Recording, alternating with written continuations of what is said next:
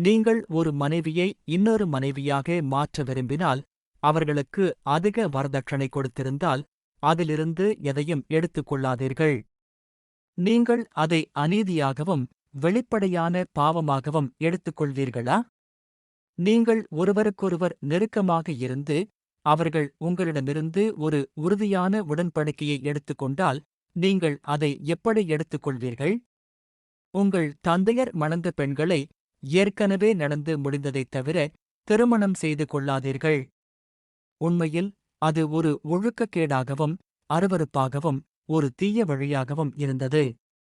உங்கள் தாய்மார்கள், உங்கள் மகள்கள், உங்கள் சகோதரிகள், உங்கள் தந்தை வழி அத்தைகள், உங்கள் தாய் வழி அத்தைகள், உங்கள் சகோதரனின் மகள்கள், உங்கள் சகோதரியின் மகள்கள், உங்கள் வளர்ப்பு தாய்மார்கள், உங்கள் வளர்ப்பு சகோதரிகள், உங்கள் வளர்ப்பு மகள்களின் தாய்மார்கள், உங்கள் பராமரிப்பில் உள்ள உங்கள் வளர்ப்பு மகள்கள் மற்றும் உங்கள் வளர்ப்பு சகோதரிகள் ஆகியோரை தடை செய்தீர்கள்.